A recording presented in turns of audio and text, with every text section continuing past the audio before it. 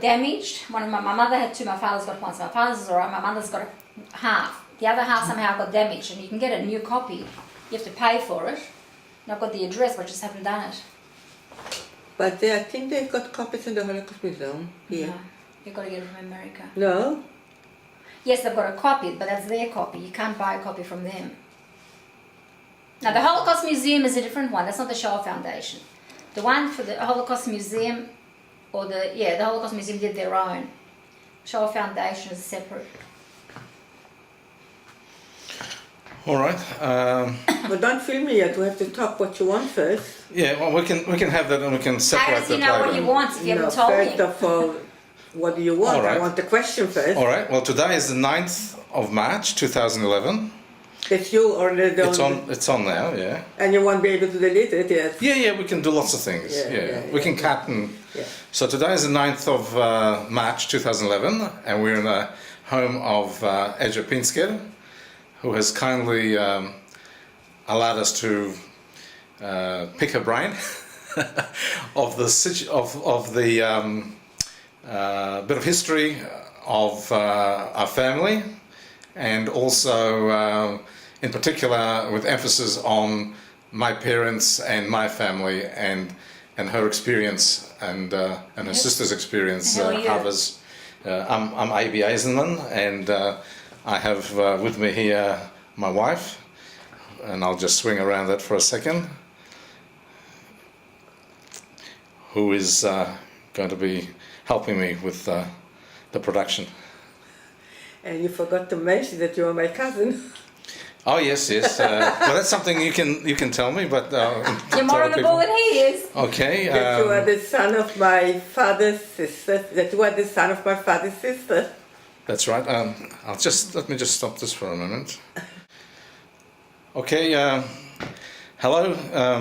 It's the 9th of March 2011. We're in the home of Edzia Pinskier, who is my cousin, and also here is my wife, Ida, and I'm A.B. Ajzenman, and we're here to get a little bit of history about our family, and we'll then concentrate a bit more about my family and Edzia's experiences and a bit of history on that. So without further ado, I'll let you start talking anytime you want. It won't be on a CD or DVD. Yeah, all right. So we start. Okay. I'm very fortunate to have a large family that survived the Holocaust. That's for a start. And I have here my father's sister's youngest son, A.B. Ajzenman. He already introduced himself and his lovely wife. By now he's a grandfather and she's a grandmother. They've got two lovely babies. But I would like to go well before the Second World War, which we all lived in Warsaw. My father was our older brother. He was older than my sister. Chayle, shall I call her Chayle? Yeah, my mother was born in 1910. My father was born 1900. So he was 10 years old. Yeah, 10 years young, 10. But as far back as I can remember, she was struggling financially, which was a lot of Jews of Poland. Now, my uncle, Shepsel, he was a very kind and a very beautiful human being. He was also an extremely good professional, a tradesman. He was really very good at it. But to make a living in Poland out of this business was a very, very hard job. We used to see very often my father's family. The family used to be very close. You also had a grandmother. Her name was Baile.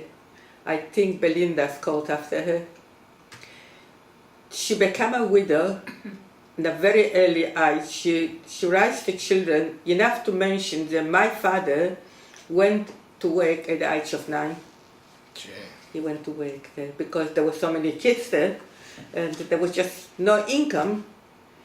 But they all grew up, they all married, and the family was pretty close.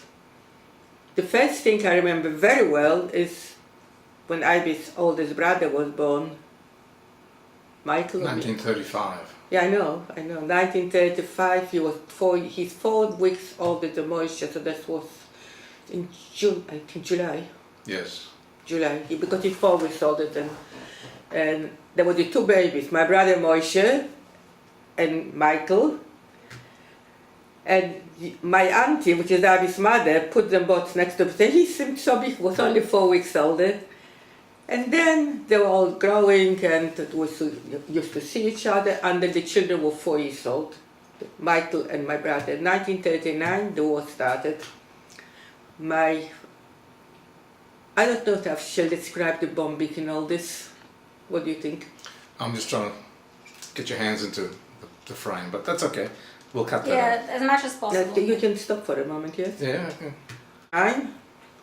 And my father's family, this is Uncle Velvo with his 2 boys and his daughter and his wife.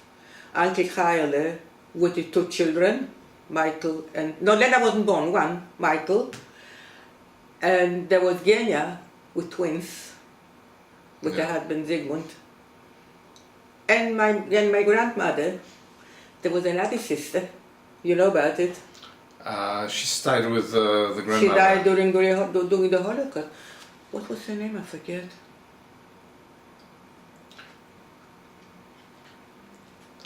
There you go. Right? Okay, we can start.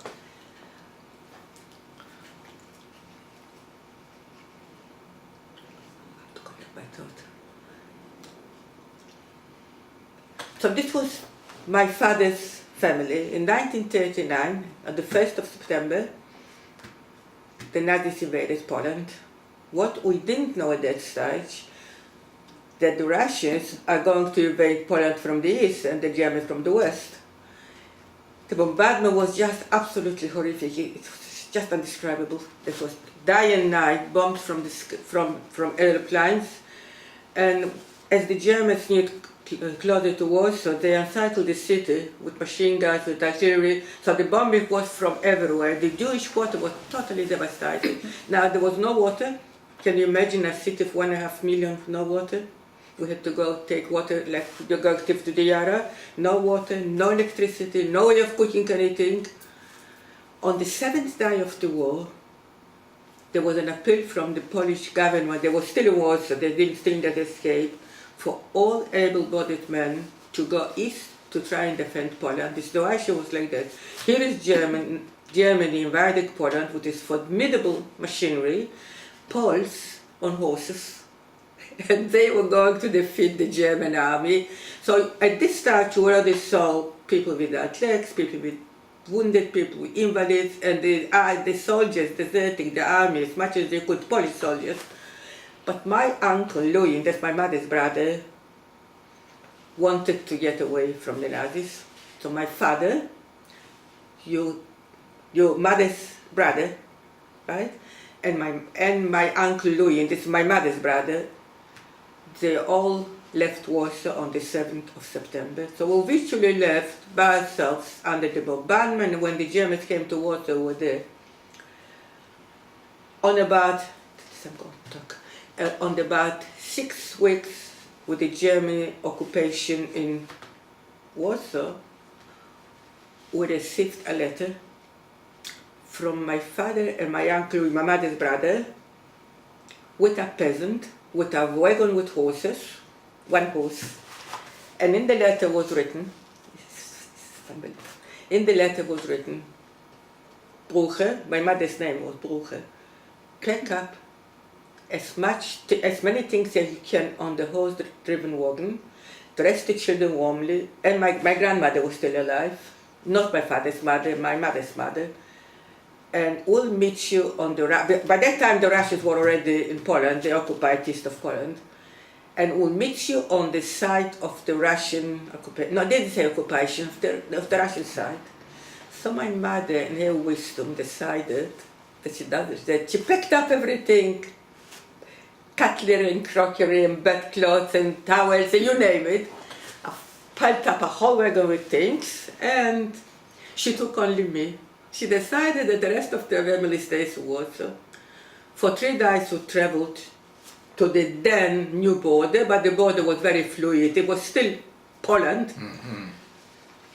By the time we reached the border, the Poles decided to rob us, and we had nothing left.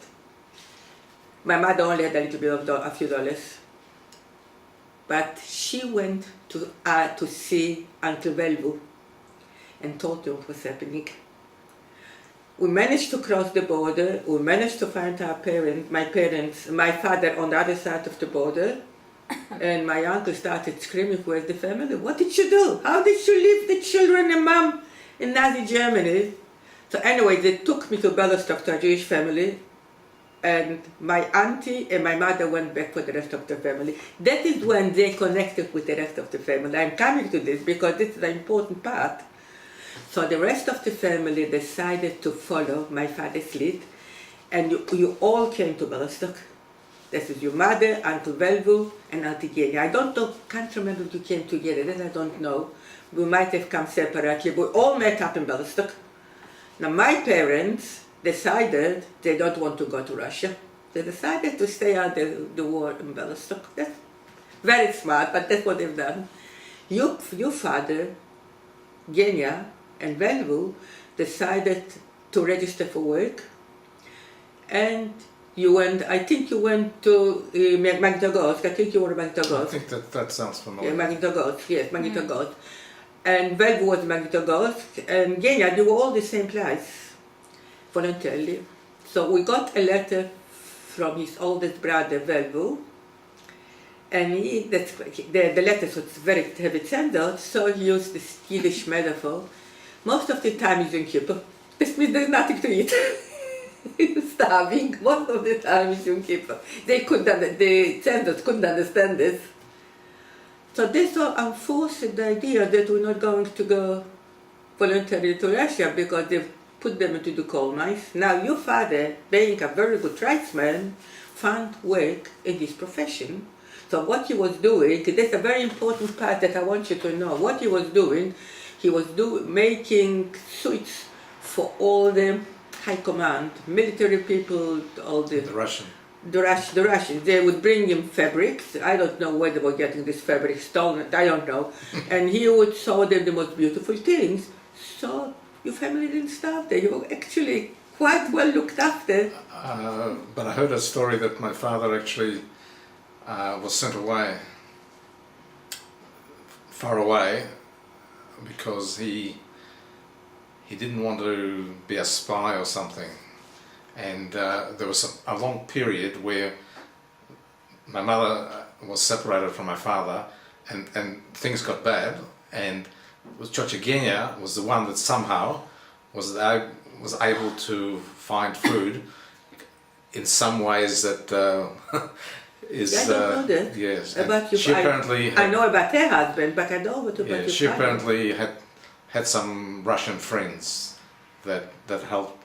That is possible. Yeah, that's what happened. And But I talked to your mother, Clint, about it, and actually she said you had more food in Russia than in Warsaw, because the pre-war Warsaw, your family was struggling, and there, all of a sudden, he was such a good tradesman, so they bring him eggs, they bring him all sorts of food in order to have this nice clothes. Yes. The Russians were starved for something beautiful.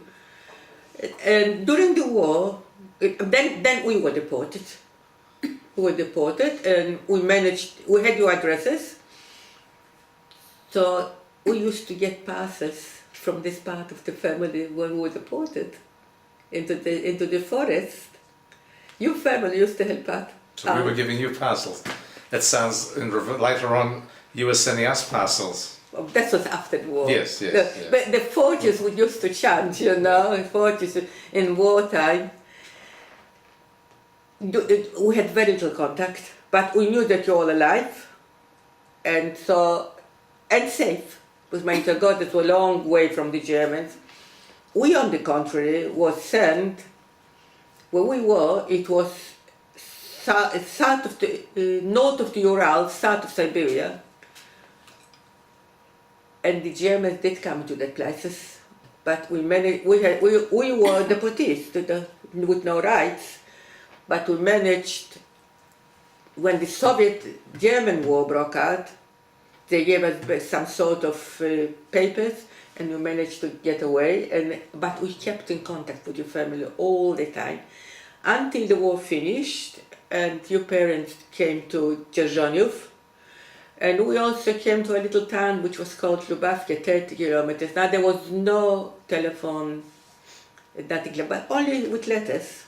So at one stage, and my auntie, your mother, wrote, Shulim, send me the girls. I saw them, they were little girls. The 7 years later, they're probably young ladies now. I would like to see them. I'll never forget that. So my father said to my sister, said, well, why won't you go and visit your auntie? So my sister and I decided to go. It was only 30 kilometers, not far. We arrived there in Dzierżoniów, into your place. You lived in you wouldn't know, you were not born yet. This was the 2 rooms, the size of this kitchen, no more. That's for the whole family. There was no water, a bucket for water. There was no toilet, another bucket for the toilet. It was a coal-fired stove. And your mother baked and cooked and cooked and baked because she had guests, her brothers, daughters. But the first thing she told us was, there were 2 coffins in the Jewish committee. There was a Jewish committee by that side. 2 young boys, they returned from Russia and they were shot by taken out of the train. And this was a common happening in Poland in 47 and in 48. Jews being taken out of trains, whatever there was a pogrom. The Poles. In Poland. In Poland. You know about it, don't you? That was post-war Poland. Yeah. I'm not talking post-war Poland. We know about We decided so I went there, and there was only, Michael slept in a fold-out bed. Lena was a child in a fold-out bed. She was born in 1944. She was born in 44. Yeah. So she was 2 years old in 46, 2 years. She was only a baby, so she had a cot. But where does she put her guests? We also brought a boy with us, so there were 3, 5. So in the width, she put everybody in their own bed. And we had a ball. I'll never forget this day, the way your mother looked after us. Then we decided to go to France. To France. To France. After a year in Poland, we've got family, my mother's side in America. So they managed to get legal papers for us to France. So we didn't come as illegal married, we went as legal migrant. And we knew for sure, but because the Polish paper was saying so, that that France is starving. And Poland had plenty of food. That's what they said. They were queues for everything. There was a real shortage of food, but not starvation, but France is starving. So my mother baked and cooked and cooked and baked, and we took food to France. And the first day I threw it all out. We couldn't get anything in France. We got a letter, you were born 47. Me? Yeah. 48. 40. We got a letter from Auntie Edzia. Shulim, save your sister. What happened? She had a baby. How old was your mother when you were born? Well, she would have been 38. Not that old yet. But in those days, 38. I mean, Sure. even for a baby being born now at 38, it's difficult. And in those primitive times. But I know she was ill for about 3 months. She was very, very sick, and she needed antibiotics, and you couldn't get antibiotics. Even your father, with all his tradesmanship, couldn't get antibiotics. They were just not there. So they wrote to my father and my mother. It wasn't easy in France either. You still in the script. So you're still in France then? We were in France. Even now, you want antibiotics, you read the script. You just can't go and get antibiotics. No. But somehow they managed to get a doctor and scripts and sent for quite a few months. Used to send insulin. Yes. I don't know when he started, but all my life that I know, my dad used to take insulin. But Yeah, when he started, I don't know. Started temporary because we sent it from Paris. And on top of it, but that was oranges, that was not hard, boxes of oranges. So your Auntie Edzia wrote back that the oranges are something that she hadn't seen for years. And then we came to Australia. In what year? In 1950. 50.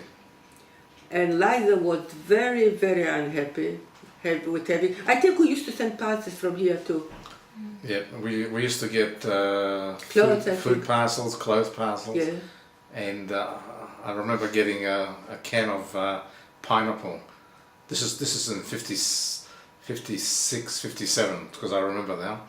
And we used to eat one ring at a time. Really? For all of us, for one day. Because that can of pineapple, or maybe there were two, had to last for weeks. Why didn't you write? You could have sent months of this. It just, and But you know, the thing is that it didn't hurt us. Like you send a parcel of food, does it hurt you? You can send 10 parcels of food, it doesn't matter. well, maybe for whatever reason, they didn't want to ask for more. I don't know. Though I don't know either. I think my mom or Liza put them just for fun.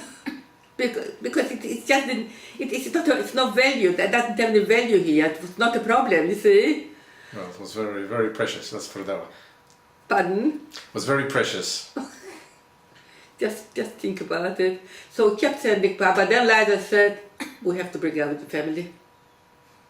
And he started doing things. At this time it wasn't all that hard. All you had to do is sponsor somebody. And through the welfare community, we had a lot of friends in the welfare society. Still the same today in the welfare society. So look, we have to bring in the family. And that's what we started doing. We brought you in and we managed to get a room. You probably remember the room. The welfare society was a large room. Oh yes, you mean, yeah, in the relief house, yes, Yeah. yes. Oh, yes. In 20, I think it was 29 Herbert Street. Herbert Street. 29 Yeah, yeah. Herbert Street. Yeah. It's not. It's not there anymore. It used to be a mansion that Yeah, they that's subdivided. right. I lived there too. Yeah. When we arrived, I lived there too. Yeah, we had 4 people in one little room. The What was room that? was probably a little bit bigger than. Oh, it was quite a large room for Yeah, these yeah. guys. But your mom worked from 6 in the morning till 10 at night, sitting in the machine non-stop, and your father found a job pretty quickly. And in no time they established themselves. It didn't take them all that long. Yes, I remember that from Herbert Street we moved to 39 Shelley Street. That's right. And there And that's where you had your bar mitzvah. I had my bar mitzvah, and also when the Jewish film star, I forget her name now, came. Ida Kaminska. Ida Kaminska. She came and we had an evening there at our place. Yes, because it was a big because it was a place. very large room. And yes, there were 2 rooms separated by 2 pillars on the Yeah. side. So. Oh, you remember that? Oh yeah, that's I remember that. Yeah, I think my father organized that evening and wanted a large accommodation. Your room was the largest of the whole family. Yeah, and after maybe 2 more years, so it would have been 58, 60, maybe 61 or 62, I can't remember exactly. I bought The house. What was the street called? It was 94 Ruskin Street. Ruskin Street, that's right. It was one of a pair. And Yeah. I do remember that it cost £5,000. Was dollars by then? No, No, no, it was pounds. that because was 1966. the jingle goes in 1960. 66. In 66 it changed. Yes, 66. And this would be about 62, 63. And I do remember that after about, they had a problem getting a loan, but eventually they got a loan, and after about, I think 7 years, They paid it off very they paid it off quickly. within 7 years instead of a loan of 25 or Yeah, something. they paid it off very quickly, Yeah. yes. And it was a very happy home. It was. Open for everybody. You didn't need an appointment, you didn't need a phone call, you just dropped my auntie and uncle. There was always food on the table. There was your father was such a gentleman, it was just unbelievable. And we used to visit your parents, Uncle Schutz and every Saturday. Chacha Broncha, every Saturday or Sunday, I can't remember. Sunday. I think it was the Sunday. whole family The used whole to family come. was there. Yes. There were happy times. We didn't have very much small places, but Yeah. was full of people. Kids were running around outside a bit. Yeah. And Do you remember getting that to- well, I was already, 10 or something like that. maybe Yeah. even 12, 13. Yeah. I remember you bar mitzvah very, very well. Well, that's roughly, it's half an hour. Yeah, yeah. Do you want to have a break? Or we can continue if you've got any other stories that you'd like to say about your side of the family, maybe? My side of the family. I might. Well, maybe I'll make a cup of coffee or something. All right, well, we'll stop here. You can put the kettle on and then... Good if you idea. want- Let's Okay. have some fruit. I'll tell you my side of this. I like to take, yes. Edzia was older than your mother. Yes. How many years, would you know?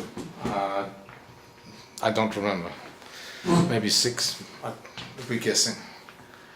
So as I said before, one sister with her family and your mother's mother, your grandmother, stayed in Warsaw and they perished in the Holocaust. And we have a postcard, I don't know how, your mother had a postcard that Auntie Ruchele sent to Belgium in 1942. I don't know how it got to Belgium, and in this postcard, is in Polish, is in Holocaust Museum. She writes, "My mother is not alive anymore," which means our grandmother. "My husband," which means our uncle, is not alive anymore. "We are absolutely starving. My family has disappeared. I don't know where any of them is. My brothers, my sisters, I've got no idea where they are. Perhaps you can send us some food." This is in Polish. An absolute cry for help from my father's, your mother's sister. The Who's post- this? Churchigenia? No, Ruchele. She's the one that stayed with her grandmother. She sent that postcards to Belgium. She had some friends there. How that postcards come back to Poland, I've got no idea, but did arrive to Belgium and to these people. They never sent any help because they were under Nazi occupation as well. But this means that in 1942 they were still alive. So they must have perished between 42 and 43, probably sent to Auschwitz, probably. So this is the story of one of my father's sisters. Coming to the other sister, Auntie Edzia, my cousin Lena Haberman is in Melbourne, again, on the sisters of Liza, my husband. He thought the whole family's got to come here, everybody. He didn't exclude anyone. So they arrived here in 59. They arrived after you. Lena was 18 years old. And this is a story that goes back to Tashkent, 1943. In 1943, a Polish army under the auspices of the English government was being formed in the Soviet Union. The general's name was General Anders. You know anything about it? No. Jews were excluded to joining that army, just Poles. But they were going to go out of the Soviet Union via Tehran, because we were not far from the Iranian border. Now getting to Iran in 42 and 43 was a ticket to freedom. It was a totally different country that time, but Jews were not allowed. My mother sits in Tashkent one day because we were engaged in smuggling fabric. We're trying to survive. The middle of the night, a kiosk opens and they're selling bread. Government prices, 20 kopeek a kilogram. Black market, 200 rubles, and you couldn't get it. And here it is in the middle of the night. She was waiting for her train to go back to where we live from Tashkent. So she went and she bought a big bread. Next to her sits a man, and she looks at him. She said, "Zygmunt, what are you doing here?" This was Auntie Edzinia's husband. Just sheer coincidence. He also bought a bread. And the both sitting nibbling this bread, waiting for the tram. Then my mother decides she wants to go buy another bread. There was nobody around, so she went there, she bought another bread. She ended up buying 7, but she didn't have where to put it, so she took off her skirt. She had an overcoat, and she made a bag out of it. She put the 7 breads in and continued talking to Zygmunt. So what Zygmunt told her, that he was recruited into this army, but under the pretense that he'd be reporting what they are doing. So my mother said to him, "Zygmunt, you're going to pay with your head for it, because they'll use you and they'll shoot you. Try and get away. Come to our place. It's a chaos, we'll hide you somehow." "No, I've got to do it." That was the last time my mother, she coincidence, on the station in Tashkent, saw Zygmunt. And she told us the story. She was very upset about it when she came because she knew that he's not going to get out alive of it. Auntie Genia got a letter, but I can't remember exactly what year, Lena will know, that he died on the field of glory fighting for the fatherland. And she believed that it is so. My mother used to say, Rabbi, she was shot. But she didn't know, she suspected. Lena went to Poland years later. She met somebody, her father's friend, in Poland, in Warsaw. And he told her the rest of the story. They were both arrested in Lubyanka, the famous prison in the Soviet Union. And he was witnessing that one morning he was taken out of the chamber and shot. So this is more or less Lena's story. Genia struggled terribly during the war. She used to go out for food. She was born in 1940, I believe. 42. She shouldn't be 4 years older than my sister, but either 40. She's how about she's young? She was 66. I can check on Facebook. Yeah, not sure. How much older is she than your sister? I think 2 years maybe. 2 years, that she was born in 42. Yeah. Yeah, because she never knew her father, so she went 42. So Genia used to tell us, she used to go out, she needed to secure food. So she used to tie up with a rope to a chair, some food around her, and leave a 2-year-old child. Now I go back to your story. Your brother Mietek, because your mother used to be in queues as well to get food. So your brother, a 5-year-old, used to change Lena and feed her. A 5-year-old? Yes, he was looking after my sister. Look after a 5-year-old. Can you imagine that? So this is Genia's story. Your story for the set. Velvu was with his family in Magnitogorsk. And somehow they managed to survive as well. The boys grew. Daniel came back with a girlfriend, I think. Was married very early. He had 2 boys and a girl. You know the Velvu's children. Tova. Fella, that's right. You met them. Now Tova was his wife. Yes, but she passed away a long time ago. She had cancer not that long ago. About 5 years ago or something. Tova, yeah, she had cancer, and one of his daughters had cancer that died even earlier. Well, Velvu passed away many years ago. No, Daniel's daughter. Daniel, yeah, but this is We went to see them all, we met them all in Israel.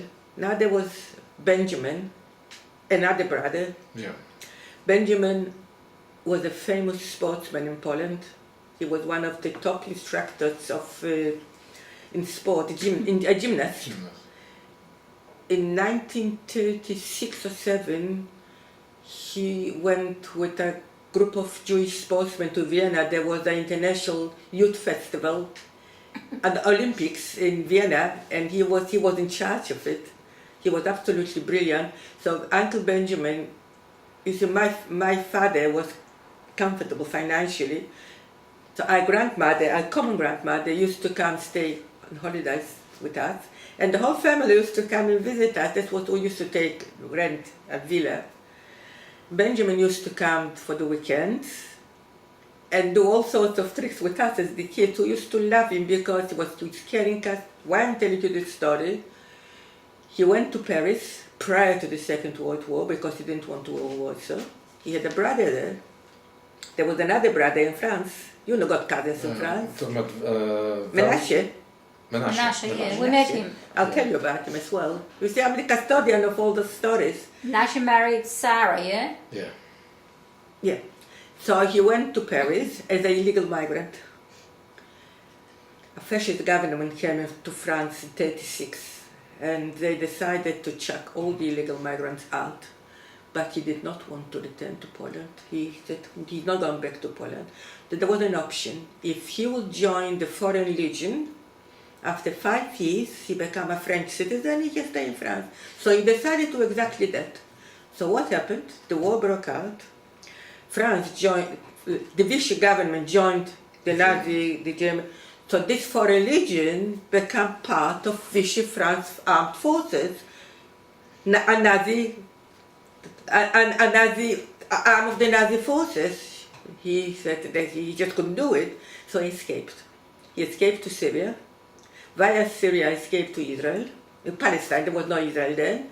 And he joined the Jewish brigade in the English army. So he was a soldier in the German army, but with a Jewish uniform. That was for about 3 years. And one night he was on a big ship. The ship was bombed by the Germans. You know the story. Yeah, Nero wrote. And he ended up in the sea. But being such a wonderful sportsman, he was still a young man then. He survived. Another English boat picked him up. So today in Jerusalem, on the military cemetery in Jerusalem, there's a replica of the ship with the survivors. Only 6 people survived. Benjamin was one of those. But in the meantime, he had some sort of a break, and he went to Israel, to Palestine. I keep saying Israel, to Palestine, and he met his future wife. By the time the war finished, he had a 2-year-old, and this is Nura. You did? Now there was another brother in Paris with his wife and 3 kids, Marcel, Madeleine, and Cécile. They were French. A day before deportation, a French policeman, he was killed by This French. is talking about Menashe now? Yes. Yeah. I wasn't clear. No, you said another brother. Menashe, I yeah. thought maybe it was Menashe. another one, but You got it there, Yes, Menashe, yeah. A day before the deportation, a French policeman came up. He said, tomorrow we're rounding up all the men and we're going to be Velodrome d'Hiver and we're going to be there, you're going to be deported. He Oh, said, the Valdiv. The Valdiv you're talking about? he didn't believe it. He just didn't believe it. So the next day, he was taken from the apartment and he was taken to Velodrome d'Hiver and he never returned. But my auntie managed to save those 3 kids in various places with French people. They were not all together, they were in different places, and she was in different, and they survived the war. When we arrived to France, they were already reunited with their mother. She never got back the apartment that she lived, and she lived Robert Houdin, this awful place that she had. So this is another brother. So this is more or less the story. Now, of did we meet Menashe? no. We only saw Sarah. He died when? He was The war. deported, he died in Auschwitz. He was taken to Velodrome d'Hiver, this famous, you know about the roundup. Yeah, that's the Valdiv. Yeah. The The Valdiv. velodrome. Yeah, The Velodrome d'Hiver. Velodrome d'Hiver. Yeah, but it's called the Valdiv for short. And in English. Yeah, we read about it. Yeah. That he was taken there, and he never survived. He never returned. But the cousins, they made their life, and I still got those cousins in Paris. Yeah, You yeah. met them. So he has 2. We met them in 75 and we We saw them again in 2004. With the I kids. We saw went with the them. I've got kids. some pictures. 2004 in France. I saw them 3 years ago in Paris. Yeah, so we saw them Yeah. 7 years Marcel's ago. retired from the business, and Kathy, Yeah. they finally retired. Yeah, they retired already, yes. Yes. Martha retired Yeah. now. They have 2 grandchildren. 3. 3? Maybe 3. Maybe there was another one in the meantime. I don't know. Yes, 3 I grandchildren. don't remember. I think Yeah, they have 3. I think you are 3. right. And now going back to my family, I'm pretty lucky because most of my mother's family was not in Poland. One was in the United States, and because of her, we survived more comfortable the war. How come? My mother's oldest sister went to America in 1920, something like that. And she kept sending, an American daughter, she kept sending dollars all the time to her mother in Poland. That was the norm. But my uncle was a very good provider. I said, Mom, I don't need this money, keep your dollars. So she kept the dollars under the mattress. When the war started, she took all these dollars and gave it to my mother. And my mother managed to smuggle it out to Russia. Not to Russia, to Belostok. In Belostok, having dollars in the Soviet Union meant the death penalty, okay? If somebody was caught with dollars, that was the end of you. American dollars? American dollars. But we had American dollars from my auntie in dollars. That was called illegal money, something like that. They had a term for it, I forget now. So they managed to change the money for rubles. These people trying to get to America, there was chaos. And both, because we came with nothing. When my mother went back to Warsaw for the rest of the family, she came just with nothing, just with clothes on her back. So they bought clothes and linen and all sorts of things. When we were deported, this thing saved us from hunger. The peasants had nothing there, but we were deported. It wasn't a gulag, it was sort of a free settlers place. We could move around 30 kilometers unguarded. There was no barbed wire or There's probably no way to escape anyway. Pardon? There was no way to. Right. There was no way to. This was an island with no communication, no trains, no cars. Forget it. There was nothing, and there were kolkhozes. And why was the family deported? I missed that. Vologotskaya Oblast. No, but why? Because we were not going to go to the Soviet Union voluntarily. And they thought that we are aliens, something like that. But we were citizens in our own country. Yes. But all of a sudden, it was not our country anymore. Russia. It was the Soviet Union. And we were refugees. Being still in Poland, we were not recognized as such. It's like you go to Sydney. Sydney is a different country now. And you're in Australia anymore. It's crazy. Yes. So we were deported. Having this clothes and all those items around us, Havel and I, my sister and I, were the food providers. So we used to go to, there were villages around it, native Russians, and they treated us extremely well. There was just no complaint about that. They really treated us well. So Havel and I, all the elder people, they were forced to work the forest. They were just cutting down trees. That was the job, cutting down the trees. There was virgin forest for hundreds and hundreds of kilometers. Once you get into the forest, forget it, you wouldn't know your way out. But there was a way going to the villages. Havel and I used to go and exchange things for food. Winter was coming, the temperature below 40 degrees minus in the winter. So it was Siberian winter. So my uncle and my father decided that we need potatoes. How do you get potatoes? They went with a few items into 8 villages.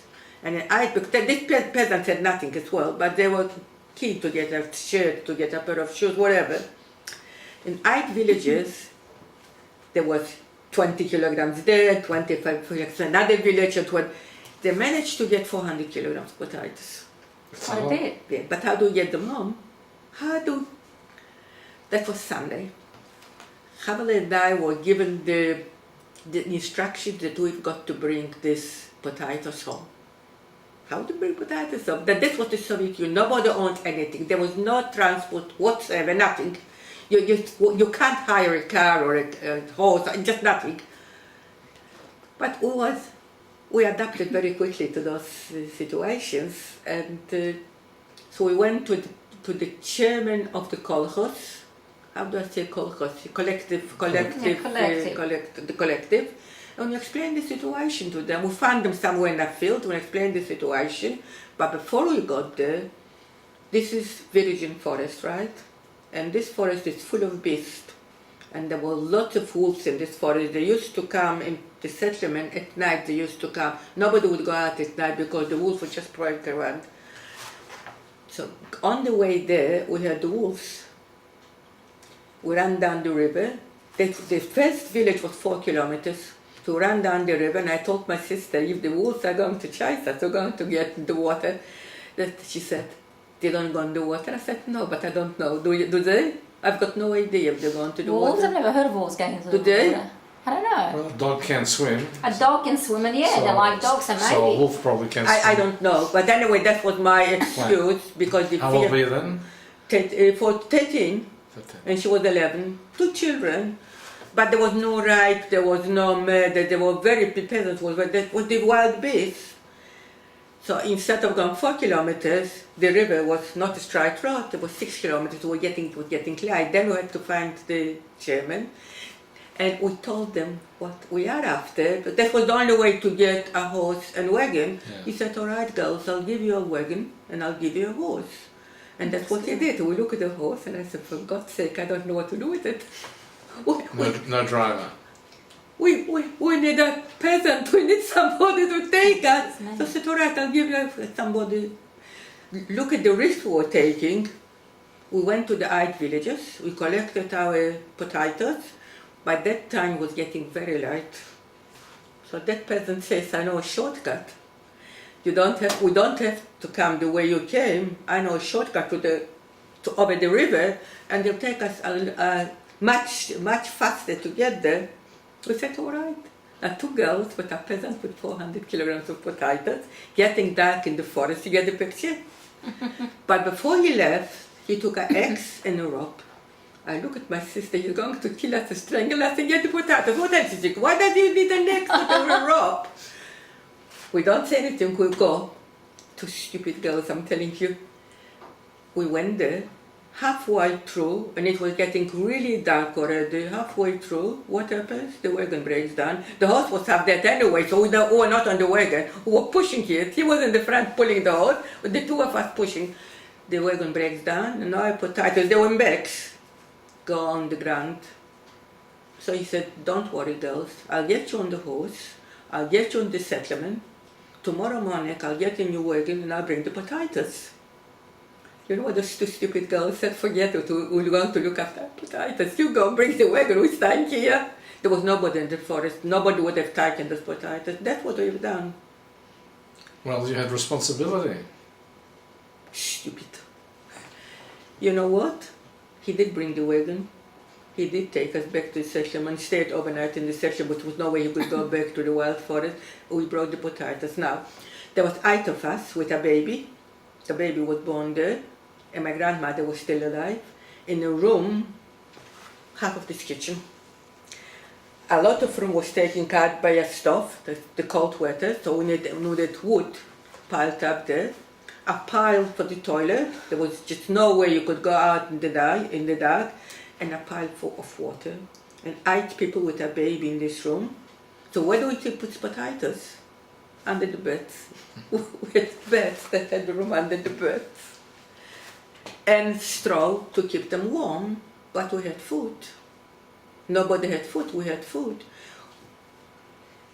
41 June, we still had those potatoes. War broke out between the Soviet Union and the Germans. And the Germans in the Blitzkrieg, they were getting very close to this place. So we were freed. By that time we were freed because there was an agreement between the Polish government in London and Stalin. At that time Stalin needed help from the West. They demanded they freeze all the Polish prisoners. We were Poles, at that time we were Poles. We were freed and we made our journey to Tashkent. And that's how we ended up in Tashkent. That's where we met with Gena's husband. In Tashkent, that was Uzbekistan. And we lived like the Russians, more or less like the Russians. The population was very friendly, the Uzbeks were very friendly, helping us all the way. The war finished, we returned to Poland. And Poland, at that point of time, was so hostile, there was so much hate left by the Germans that there was no way we were going to stay. And that's when our American family came to the rescue. They were also sending, I forgot to tell you, we were also getting parcels from them. I can't understand how such a chaos, such a chaotic time, parcels did arrive. One day, a note from post office came. There's money from you, from the United States, $200. $200 in 44 was a fortune. Yeah. It was a fortune. Maybe 10,000 But now. the thing is, we couldn't get the dollars, we only got rubles. And they wanted the Soviet Union wanted the dollars, we got rubles. $1 for a ruble.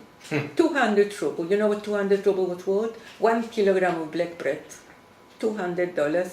It just happened that day that we didn't have any breakfast yet because there was nothing left to eat. So I went out and I bought 1 kilogram of bread and we shared it. And when my auntie, after the war, when she came here, she came here to see her family. We told her, she said, good, you had breakfast. So $200, big deal.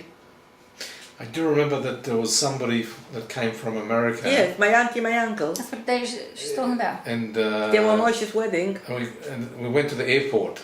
There's some pictures from the airport. I remember that. Yeah. But in 1948, my mother's family, the one from America and the one from Belgium, came to meet this family that survived the Holocaust. And all these brothers and sisters met up. In where? In Paris. In Paris. In Paris. Don't forget that there's also extended families.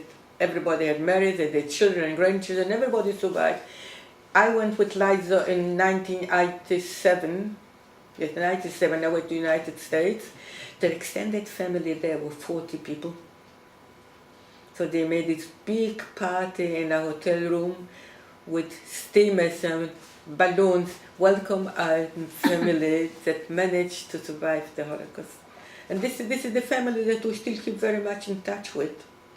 This is not the uncle anymore, this is the cousins and their children. My children kept in close touch with them. My 85th birthday, Henry put me on Facebook for some reason. I haven't seen it there. Are you on Facebook? We'll have to check You got you your out. own page? If Henry did it, I don't know what he's done. And my cousins... You're friends with Henry on Facebook? I'm friends with him, right? And In my Facebook you have friends. And my cousins in the United States saw it. And they sent me presents. Nice of them. Yeah, they're very nice people. They were also very heavily involved in political life. In Which side? the uncles, not the... Now, which side of politics? Which side of politics? Democrats, Republicans? Pardon? Which side of politics? Democrat. I was going to say Yes, Republicans already. wouldn't make sense. My family would not be... One of them is professor of Yiddish in Los Angeles University. And we keep close contact with him. Do you remember the film Digit? The Gidget? series, yes? Yeah. Everybody vaguely. watched it. About this surfing girl? Yeah. This Yeah. is my cousin. For the girl? Yes. Which one? But she wasn't were two. acting, There were but two. she is the real Digit. There were two Gidges. There was one with Sandra Dee and one was someone else. You're talking about the character that it was based on? The character was Ah. based on my cousin. I'll show you. We have to go soon, have to be up at... Did you turn it off? I'm not sure. No. Press. This is the real Digit. But the film was based on her life because her father was a filmmaker. I see. Kathy Cole Zuckerman. Yes, Sugarman, that's right, that's my Sugarman. family. Yes. My auntie Sugarman. I got the real Gidget. Now she is now patron of the surfing clubs all over the world and for cancer foundation. So she was here a few years ago and the television went berserk filming her, having interviews. What's the forward say? No, what's the writing? No, there's a writing. You've passed it. What? There's an inscription. That's not a forward. To Esther and Ed. And Liza. Les. Always Can't read it. Can't read English, it's too hard. your Always and forever. California cousins, Yeah. Much love. your Kathy. Yours, Kathy. What's Yeah. her name? Kathy. Kathy. Kakola Zuckerman. Kathy. Did you? All right, let's just put Yeah. that, and I'll just I'll stick that in there as well. Okay. And this is she translated the Jewish classics into English. This is her husband, but this is cousin by marriage. This is the cousin. Okay. Shalom Aleichem wrote in Yiddish. Yes, and that is not only Shalom Aleichem, great Jewish classics. He translated it, and he sent us the book also with dedication in Yiddish. He wrote. He didn't write it on the book, He sent us many books, so we keep in very close touch with this. With the French family, Moishe is more in touch because of the language. Moishe speaks a wonderful. Your father also, I think, sent books to my father in Pardon? Poland. Your father sent books, I think, to my father in Poland. Yes, he did. My And father we brought was. a lot of books Is this with on? us. It's on. Yeah. You still got So- them? I think Michael might have them. He didn't give them away yet. I'll have to ask him. Can I just ask a question? Did you mention when you were in France? When you lived in France? I don't remember that. What's the question? Did I talk about France? I can't remember. No, I don't remember that. Did Edzia talk about France? Only on the cousins, but not about yourself. So when did you live in France? How long and when? Well, we lived in France for 3 years. From when to when? From 47 until 1950. Before were you at came here? 47, then we came here. I had a very happy time in France. I was young, carefree, and this is really, in 1946, I was in a third world country, Uzbekistan, part of the Soviet Union. 1947, I was in Paris. Can you see the difference? Can you see how happy I was? Young, carefree, a beautiful city, an absolutely beautiful city, family around us. There was totally different from plenty of food, and there was no anti-Semitism in France at all at this point of time. So things have changed. Not but you met Liza there? I knew Liza from my childhood. Okay. Nobody of Liza's family survived. He's the only survivor of the whole family. Only one person. I think I better tell you this. Liza was 18 when the war started. I have to go back. So his family, his mother and father said, Liza, we are old people, the Germans are not going to touch us. You are a young boy, they might take you to the army, they might take you to work. Who would have foreseen such cruelty? Nobody could even foresee those things. I said, you better run away. So Liza said, all right, I will go to Bialystok, which was part of the Soviet Union. So Liza was always telling us the story. It was curfew from 6 o'clock in the evening, so nobody was allowed in the street. And the cruelty was already there. When Liza ran away, you already had to wait the start of the IV. We ran away before that. So his father, he slept close to the point of where they wanted to live. His father decided he still wants to see him. You know what a droshke is? A carriage drawn by horses. They have a hood put it over a droshke. They hired a droshke to go over the bridge. The bridge was the other side of Warsaw. So he saw his father running after the droshke with his hands outstretched like this. And I come to this point, I always cried, I'll never see you again. And that's what happened. He never saw him again. His father died. Was thrown out as one of those causes. Died in 43, was put in the street to be collected. His mother, his mother died in Auschwitz with his younger sister, Rebecca. How do I know this story? Do you know Michael Gavenda? Yeah. Yes, yeah. Yeah. Michael Gavenda is married to Hannah Lerman. Her parents were very close friends of ours. Michael Gavenda's wives. So his wife knows very well this story.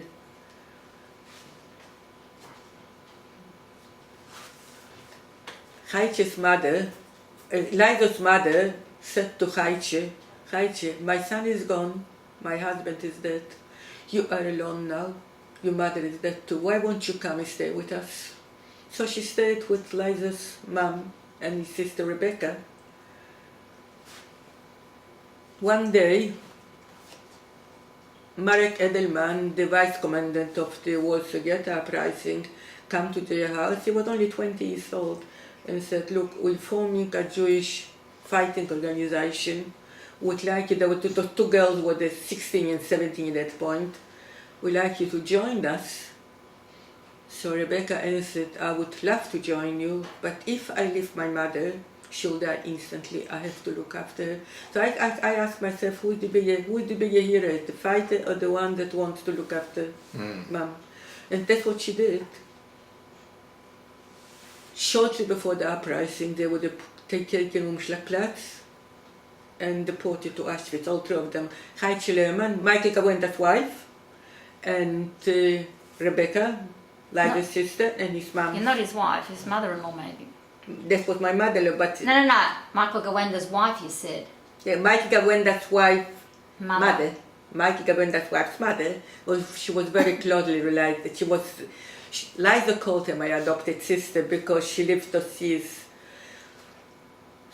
So Heitje somehow kept up his spirit, but Liza's mom gave up right away. So one day she came back from the forced labor or something like that, and she saw this, they were burnt already.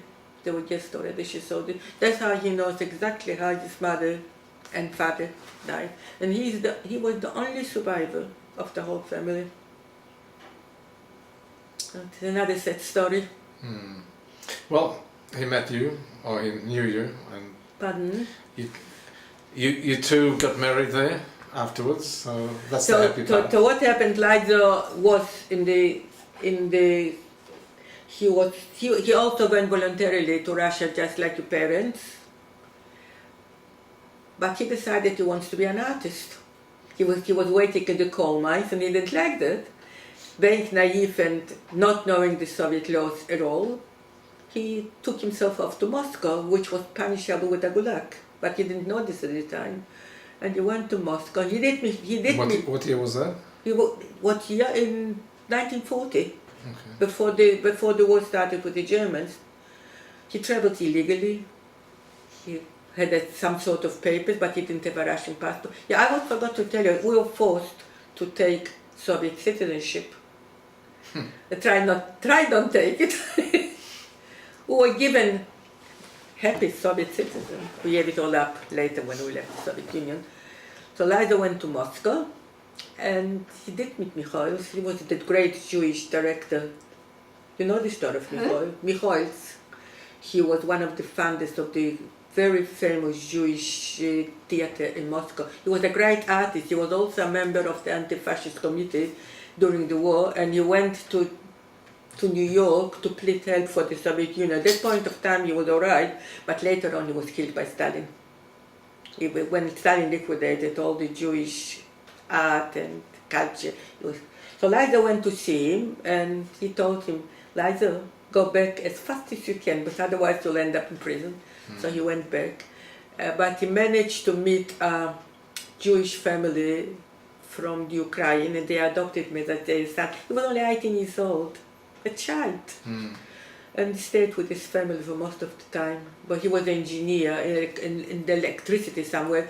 It was later on he was drafted into not in the army, it was like a working party. Through the army. Through the army. How do you say it in English, through the army?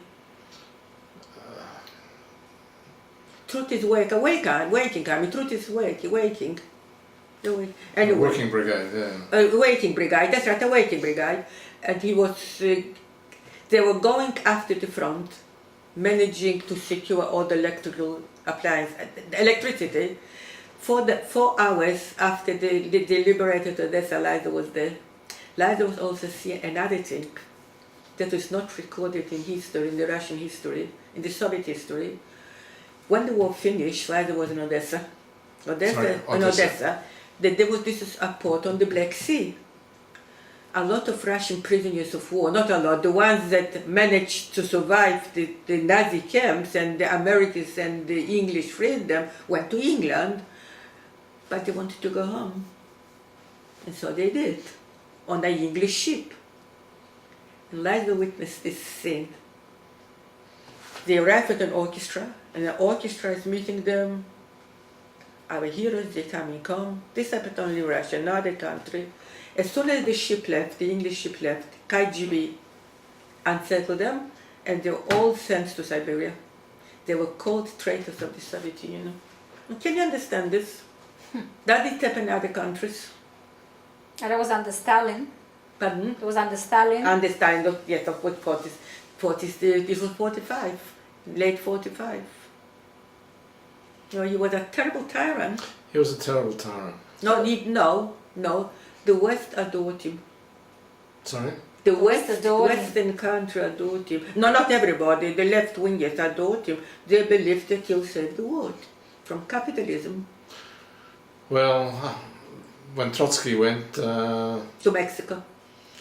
it finished them off. He killed in Mexico. Yes, I take it. Yeah, but there was this discussion in France when I was there, and the refugees, all this started to tell what was happening in Russia.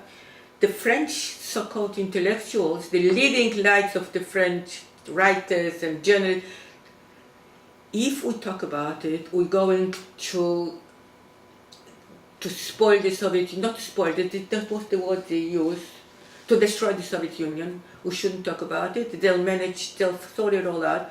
And they were supporting Stalin. They were Soviet writers used to come. This was all bullshit. So, sorry for the, we better delete that word. That's all right. We're old enough. And they believed in all that rubbish. You get recording all this? It's all recording. I give out. It's good. It comes out natural. I give out. Anyway, you'll have a look at it. What you don't like, you delete, please. No, I'll let you have a look at it. Okay. But I can hear what? No, I'll make it into I'll plug it into a TV or a DVD. You have a DVD player? A DVD, yes. Yeah, I'll put it onto a DVD, and then you can see it, and with the bits that you don't like, We delete. not from that TV, but from the original, I'll cut it. Did that take a long time? What time is it? No, I think that's pretty good. It's more than I Expected? well, Yeah. I wasn't sure whether you were able to give us that much information. Well, I got a lot of other stories, but you know, when you talk later on, when you think at night, there are more and more coming Yeah. back. But you realize, I've just realized something, that I am a living link of 5 generations. How 5 generations? I remember both our grandmothers and my mother's brothers and sisters and all the sort of. I even remember my grandmother's brother. You got pictures? That's incredible. My grandmother's brother stayed in Warsaw, but she came with us. She was either one he sold when we took her over the border. Actually, my auntie, my mother did that. And one day she wakes up and she said, Bonche, mijn broer stoit. Mama, wat zoekst du dus? I had a dream. She thought in Yiddish. I had a dream that my brother died. Shortly after, I got a letter from Warsaw. The post was still going, that he passed away. So I still remember him, Mendel, his name was, and he was diabetic. And how do I remember? Because he used to bring his own sachar and he used to come for a cup of tea to our place. So this is my grandmother. I remember my grandfather. We used to have wonderful ciders prior to the war. Then there was my mother, that's the second generation. Then the generation of me, my children and grandchildren, 5 generations, a living link. You want to have something like that, and with memory. That's the main thing. What I might do as Get rid of something. if you've got any pictures of my family, maybe another time, in a few weeks, if you can get it ready, I can come and photograph them. That I have to have a good look. Anytime, I mean, take your time, because I got a picture of Genia at the tombstone of our great-grandfather. I've got that as well, I think. But what happened with my father, when they were travelling to or from Russia, I can't remember, he had 2 big suitcases, and they were so heavy, and he was thinking, oh, I wish somebody would steal them, and they did. So, and all the photographs that they had disappeared. So after the war, I think my mother wrote to everybody, all her family, and said, if you've got a spare picture, send it to me. And that's how she... pictures, I don't think I have of the family, because what we have got came back from America. So I don't think that this part of the family... No, okay, I was just... But we ran away with nothing. So our pictures came back via America, but Don't look for it now. No, No. Was asleep. just one moment.